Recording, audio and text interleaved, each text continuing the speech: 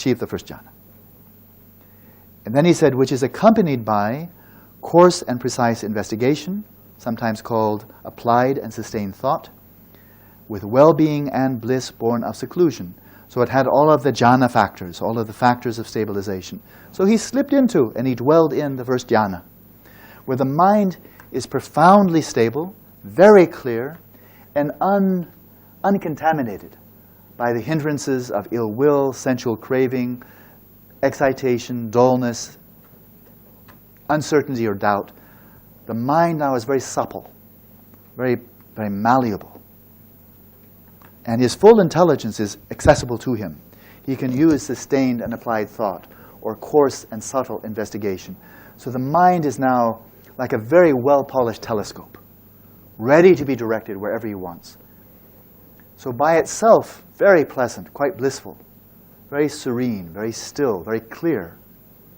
So one might think, oh, this is it. This is moksha.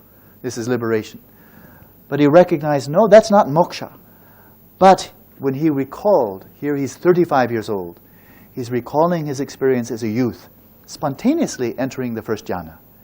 And then he said, I thought, might that be the way to enlightenment? Not that it's sufficient, but might that, achieving the first jhana and using this as a basis for then achieving enlightenment, might that be the way to enlightenment? Then following that memory, there came the recognition that this was the way to enlightenment. So I think we don't need to interpret this. It's quite clear that if you want to find enlightenment, you practice shila, you practice samadhi, and here he says, first jhana. Now if you can achieve more, that's great. Achieve the second, the third, fourth, the perfection of mindfulness, excellent. But maybe you don't need all four. You don't need the samapatis. But the first jhana, to have the mind really serviceable, free of these 5 hindrances, it seemed this is indispensable. So this is a straight reading. This is not going to commentaries, sub-commentaries. It's just, what did the Buddha say? He said, might this be the way to enlightenment? Yes, it is. So this is also in the Tibetan tradition. Same view. And Bhante told me this is a widespread view in Theravada. So it's nice to see quite a strong convergence here of the importance of shamatha, not as an end in itself, but as a necessary vehicle or avenue for practicing vipassana with full effectiveness, right? Now the Buddha has this beautiful metaphor that I find very meaningful, describing among the 40 different techniques or methods of shamatha that he taught in the Pali Canon. There was one method he taught more than any other method, that is anapanasati, the mindfulness of in and out breathing, which he especially recommended for people who had very strong vikalpa, very strong involuntary thoughts, a lot of discursive thoughts, a lot of mental chit-chat, right? Very turbulent minds. Now, people have different dispositions, some more angry, some more sensual craving, some more pride, and so forth. But for those with very turbulent conceptual minds, the Buddha recommended for you people, then mindfulness of breathing, I most strongly recommend. Now bear in mind, this is in rural India 2,500 years ago, right? So the fastest they ever travel is the speed of a horse, right? That's it, maybe 15 miles an hour. Whoa, that's fast. Who came here at 15 miles an hour, right? And so I suspect, I don't know what people were like 2,500 years ago, but I suspect the whole way of life was slower. The degree of agitation of the mind, the turbulence of the mind generally, was probably somewhat calmer, right? And so if there were people back in India 2,500 years ago, and they had very conceptually turbulent minds, that's probably, those individuals were probably like normal people nowadays, right, in modernity. So I think if anapanasati was very useful for these conceptually turbulent people 2,500 years ago, then it's relevant for everybody now. All of us living in modern way of life. So this practice, especially relevant for us nowadays, with our very fast pace of life, multitasking, and the sensual bombardment we have from advertisements, telephone, iPods, radio, internet, oh, the list goes on. All of this food for turbulence of the mind. Here's the Buddha's metaphor. He says, just as in the last month of the hot season. So for those of you, I don't know quite the seasons here in Singapore, but I know India very well. The monsoon begins in mid-June. April, May, early June is hot, especially in the Punjab. Oh, very hot, very dry, quite uncomfortable. And Buddha's living there in this region of Bihar. Very hot in the summer. Even back then, I think, very hot. And the rain has not begun yet, which cools everything off. It's much more pleasant. So just in the last month of the hot season, let's say in late May, when a mass of dust and dirt has swirled up, a great rain cloud out of season. It's before the monsoon, but suddenly, rain. A great rain cloud out of season disperses it and quells it on the spot. Suddenly, just a great big rain cloud appears. The rain comes down, and all of this dust, the smog, all of the contamination in the air, all suddenly goes down into the soil, and you see the air is perfectly clear. We've all had that experience, how especially clear the air is right after the rain, sparkling clear. And it's sudden. The rain comes down, suddenly the air is very clear. It's a beautiful metaphor. He says, so too, concentration by mindfulness of breathing, anapanasati samadhi. Samadhi by way of mindfulness of breathing, when developed and cultivated. So here's the meaning of bhavana. Developed and cultivated. It doesn't happen the first time, but by coming back to it again and again and again. This mindfulness of breathing, when developed and cultivated, what is the effect? It is peaceful and sublime, an ambrosial dwelling, and it disperses and quells on the spot unwholesome states, akusala states, whenever they arise. This, I think, is a very profound statement. It's a simple metaphor, but it's a very profound statement. Because when we're observing, let's say the classic technique of observing the sensations of the breath here at the apertures of the nostrils, we can ask, is this a virtuous object? Attending the sensations of the breath. Is that a virtuous object? No. This isn't a virtuous object. The sensations of scratching my head. It's just a sensation. It's neutral, right? It's not non-virtuous. It's not virtuous. Just neutral. The same here. There's nothing special, right? So we're just focusing on a neutral object. But when developed and cultivated, focusing on this neutral object, then he said it's peaceful and sublime, an ambrosial dwelling. Instantaneously, unwholesome thoughts of anger, of craving, hostility, jealousy, all of these on the spot are calmed. It's very interesting that we don't need to focus on virtue for the mind to become virtuous.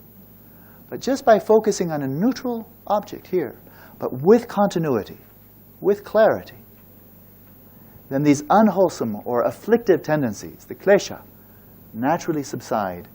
And what comes out of this is an ambrosial dwelling. Now that makes a very deep statement about human nature, about the nature of the mind.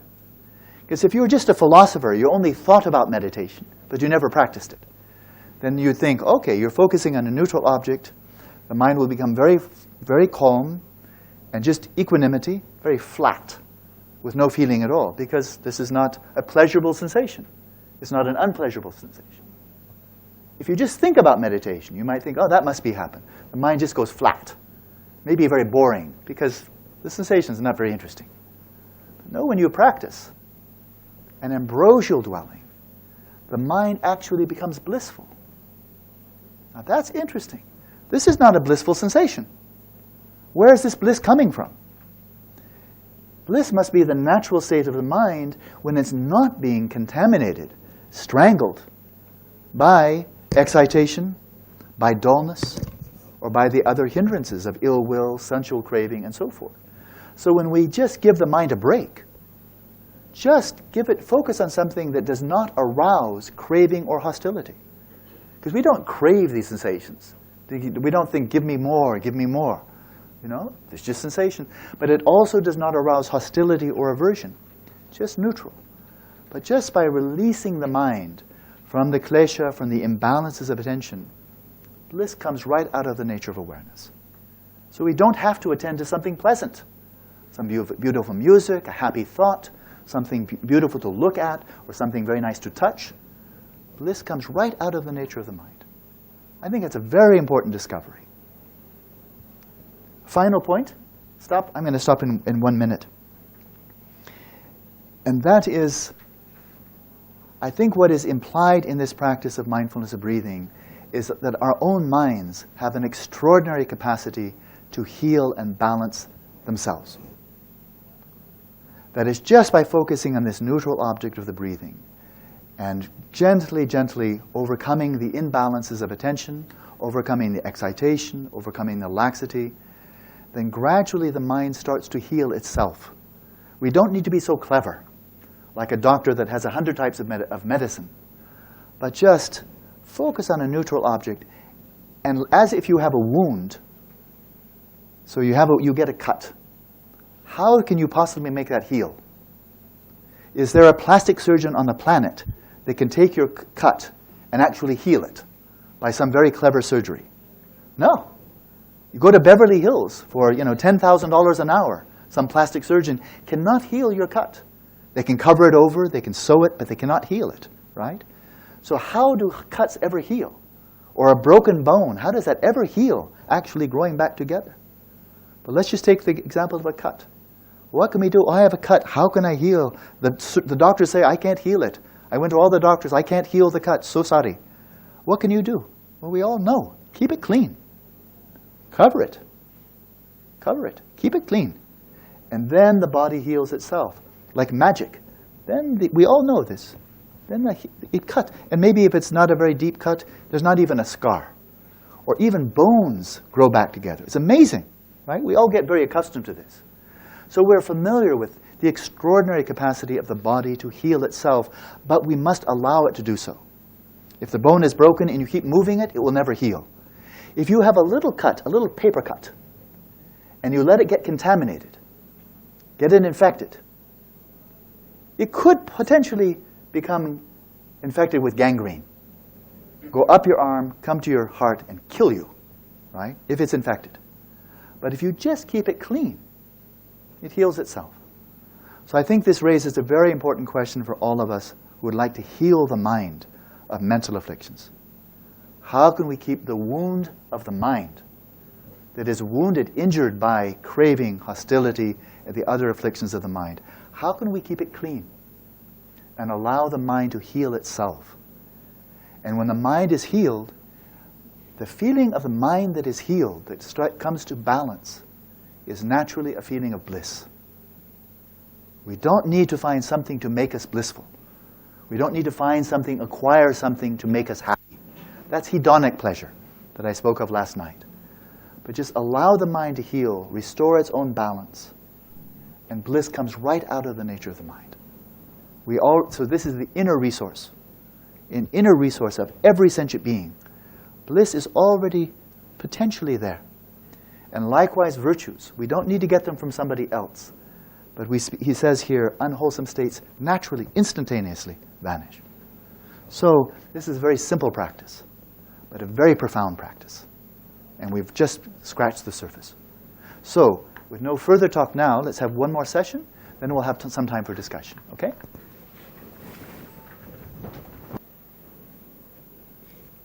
To my mind, these 2 hours have gone by very quickly. We'll have a bit of time for discussion, but I wanted to just make one concluding comment about this preparatory phase or exercise in the practice of shamatha. The primary theme, the emphasis of this particular method, I think is quite clear. Really deeply relax, but without falling into dullness or laxity, to maintain the clarity, stability of the mind. We can do this in the sitting position. We can do it in the supine position, lying down. And then we can go into more advanced types of practice, meditative practice. But we also, actually I find it very important for spiritual practice to get enough sleep. Especially, I know in the West, in America nowadays, I think about 80% of Americans are chronically sleep deprived. Just normally getting 1 hour, 2 hours, too little sleep every night. So they're just going almost as if they're in debt for sleep. And so getting sufficient sleep, getting a good night's sleep, actually is quite important. especially in our conceptually driven, sensorily bombarded way of life in modernity in major cities, sometimes some people find it hard to fall asleep. Or they may wake up at 2 or 3 o'clock in the morning, the mind is already racing, they're thinking about the next day, planning, maybe there's anxiety. And so this, in order just to get a good night's sleep, to be able to fall asleep well, get a good night's sleep, if you wake up in the middle of the night, get back, so you're getting enough sleep, whether it's 6, 7, 8 hours, whatever you need, you get what you need. Sleep is like food. The body, the mind needs enough for us to really maintain the vitality, the clarity throughout the course of the day. This practice in the supine position can be very useful. Just get into your bed when the day is over, you're ready for night's sleep. Get into the bed, your head on the pillow, go into the shavasana, the corpse position, full body awareness. Get your awareness out of the head. Don't let it be up here, because that tends to keep the mind kind of racing and agitated. Let your awareness come down to the heart, to the abdomen, even down to the hips and below. Just come down into the body. Let your awareness seep down into the earth element. These sensations of solidity, of firmness, ground your awareness. And then every time you breathe out, as you're lying in bed, just breathe out and relax more and more deeply, releasing all thoughts of the day, of tomorrow, releasing, until you're just getting very relaxed. And then you might find some sleepiness coming in, losing the clarity. Then since you need a good night's sleep, then you don't try to remedy that. You say, okay, now I'm stopping meditation, right? Now I stop meditation, then roll over on their side, get a good night's sleep, okay?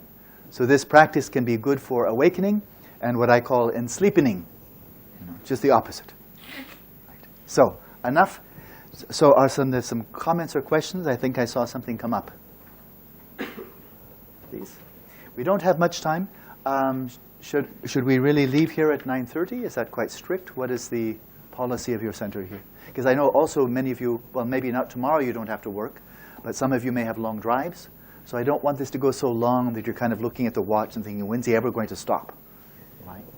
So we'll start. But those look like there might be questions. Thank you. Here's a good question. Thinking deeply about an issue, is this internal chatter? No, if one is doing it voluntarily, there are many things worth thinking about, right? And so this is called vitarka, vichara. So this investigation, maybe you're composing music, maybe you work in a business and you need to work out a business plan, or maybe you're planning something else, or maybe you're a student and studying. There is a time to think deeply, to think very seriously, carefully about important issues. That's not internal chatter. That's very useful, right? What we're overcoming in the practice of shamatha is the involuntary, the compulsive, the blah, blah, blah of the mind, which is not useful. It's not deep thinking. It's like a faucet that you can't turn off, right? So last night I called it obsessive, compulsive, delusional disorder. Not useful at all. So what this practice of shamatha is designed to do is to give us options. When we wish to think deeply about some topic that we find meaningful, it could be history, it could be all kinds of things, a scientific problem, whatever it may be, that we can do that voluntarily. We can also let the mind sometimes just freely rove, very consciously, and see what creative thoughts come up. It doesn't always have to be tightly controlled, but we're doing it consciously. We're not going into this semi-conscious association of just getting lost in involuntary thoughts. So we have those as option of structured, controlled, careful thinking, sometimes more free, creative thinking coming up, but very conscious. But here we're cultivating another option, and that is when you wish to be internally silent, quiet, clear, calm, that too is an alternative. That too you can do. Okay? So then, like a pianist who can play jazz and classical and different types of music, then we have a repertoire of ways of using the mind, sometimes conceptually discursive, sometimes quiet, sometimes creative, but the mind does not control us, right? We really have some freedom to use it as we wish. Oh, lots of questions. So, does awareness of the breath mean unawareness at other parts of the body? So not feeling fingers and coldness and so forth. This depends on the method. And that is in the classic method, the one I have most confidence in, you're actually focusing very narrowly here at the apertures of the nostrils. So that's very focused, and you're not attending to the abdomen, the arms, the legs, none of that. right? So this is very focused, and that's a very useful technique, a technique for going like a marathon. That's for the long run. And then eventually it will develop from the preliminary sign to what's called the acquired sign and the counterpart sign. I won't explain those now, but this is the very time-tested method. It's very narrowly focused, very sharp, very clear. But what I was suggesting earlier, let's not get too focused too early, because then it gets too tight. So when we're just starting here, I suggest letting the awareness be more diffuse, in which case you are aware of the other parts of the body. And you may find even ripple effects of the breathing in your arms and the legs, right? Let alone here or in the abdomen, the chest. And so it's just keeping your awareness within the body, but this means any part of the body, and you're noting other sensations too. Earth element of solidity, firmness. You may note the moisture in your mouth, water element. You may certainly note some parts of the body cold, some a bit warmer. The inside may be warm, the surface cold. So the fire element. And of course, you may very likely notion senses of tingling, of motion, of throbbing, vibration. This is the wind or the air element, right? So all of these are grist for the mill. All of these are part of this practice in this initial phase.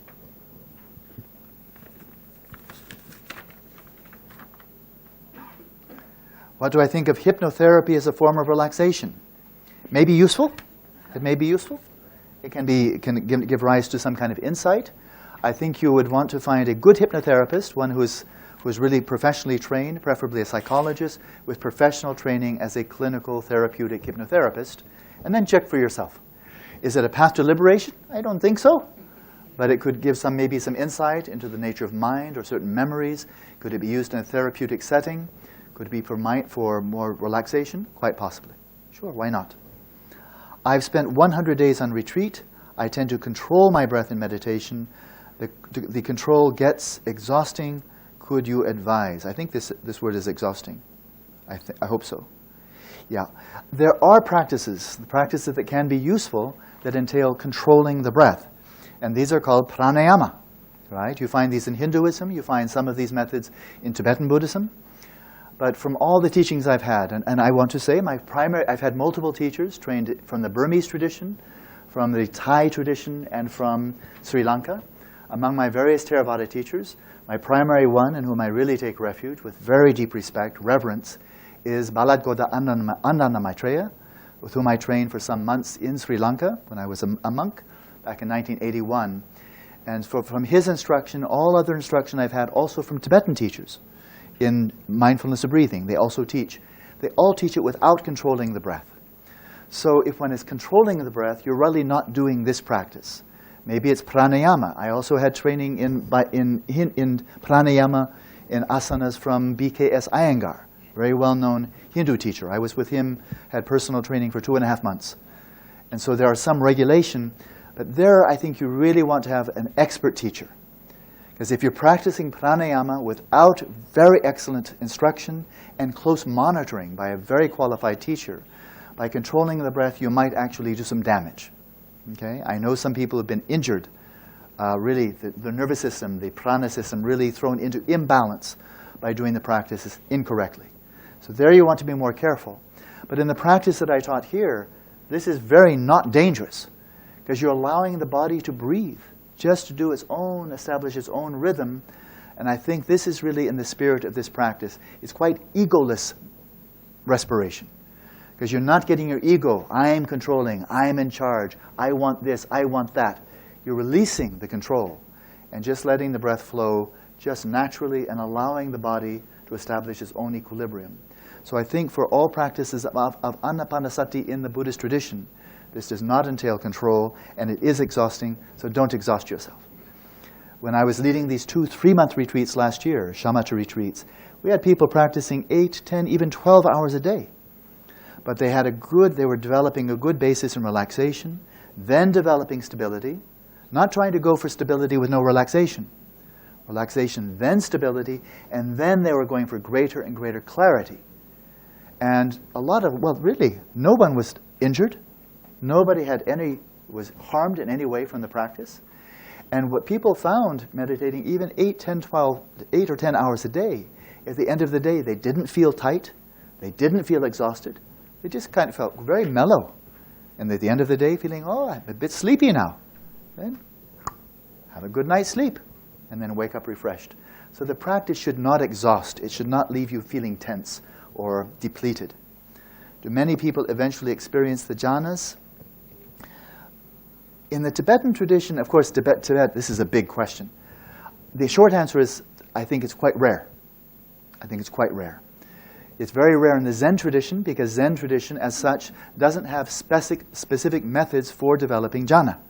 Even though, ironically, Zen comes from Chan. Chan is rooted in India, and the very word Chan is a phoneticization of the word jhana. So jhana or jhana becomes Chan, and then Chan becomes Zen. So Zen actually means jhana. But they don't practice jhana. They practice the Soto, they practice the Zazen, they practice with the koans in the Soto and Rinzai tradition, but they don't have separate methods for achieving jhana. So then if you don't practice it, then probably difficult to achieve. In the Tibetan tradition, all the schools of Tibetan Buddhism, they all state very clearly achievement of at least access to the first jhana is indispensable.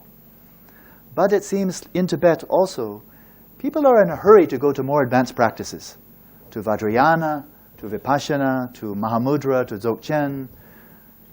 Very much in a hurry. I want advanced practices. And so not much really time spent in shamatha. So I think that's maybe some sign of degeneration of Dharma.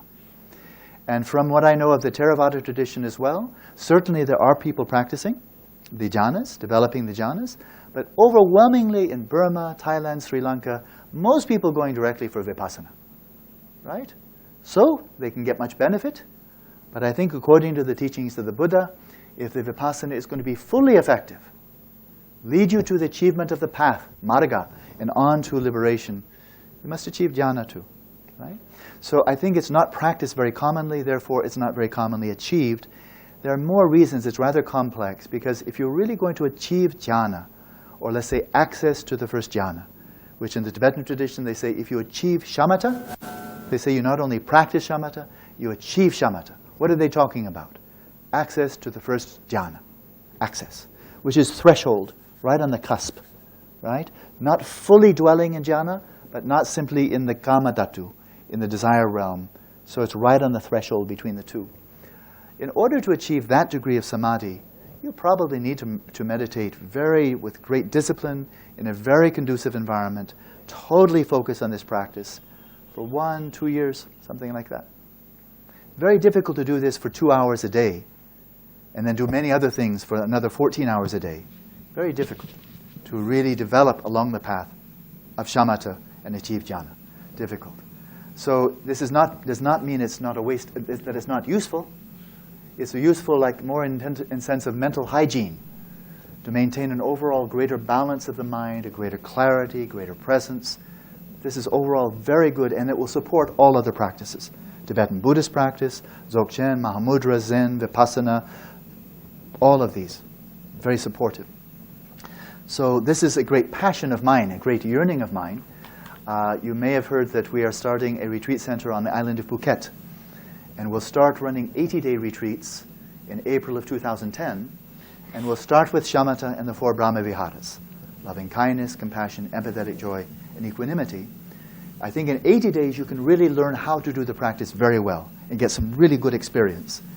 And then I'm hoping as we network with centers around the world, then people can come back, maybe to Singapore, Sri Lanka, Brazil, Mexico, North America, Italy, England, Australia, go back to a place where they have no visa problems, and then if they have a conducive environment, and they have instruction even by internet, as they didn't have at the time of the Buddha, then just checking in with a teacher every 2 weeks, every 1 month, just checking in.